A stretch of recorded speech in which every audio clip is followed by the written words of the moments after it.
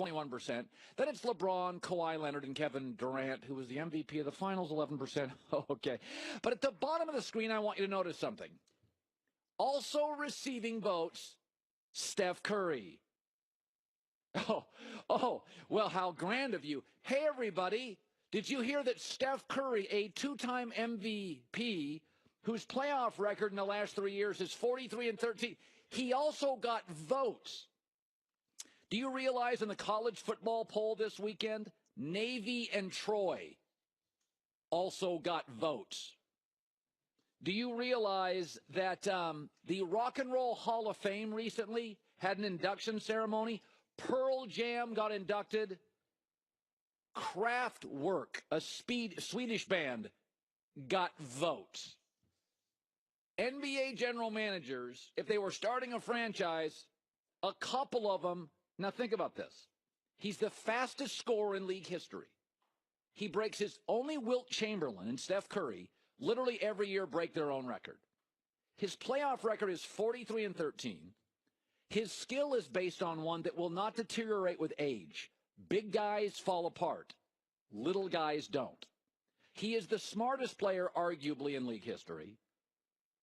He is, without ego for his greatness, recruiting Kevin Durant. He is the best ball handler in the NBA. And NBA general managers went with bigs who haven't won a playoff series. Steph Curry also got votes. Could I remind you in the presidential election, kooky Ron Paul also received votes. Yeah, I'm not going to give the best shooter shooting a shot that's transformed the game, the best ball handler, the most unselfish, authentic star in the game, who is incredibly coachable and has the self-esteem that he'll go recruit potentially a better player, will give up shots, had an off year last year and still shot 41.5% with threes. He's now a Swedish band, Ron Paul. He is an honorable mention, also getting votes in the college football poll. He's Troy football. General managers, you do watch the game. You do realize now that bigs don't win titles. You do realize without the hand check, point guards now dominate the floor, dominate the game, become MVPs, like quarterbacks take all the snaps, control the tempo. Who are the people controlling this league? Kyrie Irving, James Harden, Russell Westbrook, Steph Curry. But outside of LeBron James, even a very talented wing Anthony Davis, a big Kawhi Leonard, they're not doing anything. Steph Curry got votes? Votes. I'm just happy that you didn't say LeBron deserves all the votes, because I think that's what you said last year. No. But the question is, who would you want to build a team around? Steph Curry before. I think Steph Curry is great, but he's 29 years old. Karl Anthony Towns is 21. Okay, let me ask you. And that's the question, to build. So long-term building, you do want to build around a young guy. And you also want a sure thing. I don't want to build around a young center. It's no longer a center's league. They don't even make the playoffs. Steph is a sure thing for the next 5 years. He's a sure thing. But that, I don't know that that could be considered building. Like, if I said to you, we're going to build this network, you do get that Skip Bayless and I and most of us here, a lot of these guys, we're all over 50. Yes, but you don't have to worry about your aging, deteriorating body. Well, I do about my eyes and my ears and my hair that changes color, and I'm falling apart too. Listen, no. I am an hour and a half from my prostate falling out of my pants. I mean, all I'm saying is, I don't care how old Steph Curry is. Steph Curry does something, 3-pointers. Kobe Bryant scored 60 points in his last game. And you're going to give it to centers? This league is not... Dwight Howard couldn't win a series. This league is now controlled by point guards. He's the best one in terms of ball handling, lack of ego, self-awareness, shooting threes. He got votes? Sheesh. All right.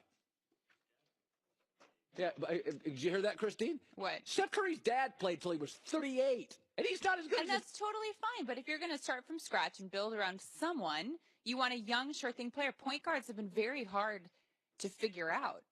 Really? Derrick Rose was supposed to be the greatest point guard, and look at him now. I'll tell you who's hard to figure out. Kooky, airheaded centers. Kwame Brown. Did you just call him an airhead? No, Dwight Howard, airhead. Well, you can't lump every center into a category. Been a lot Dwight more Howard. center busts in the last 20 years than point guard busts. I don't know that that's true. That's completely true.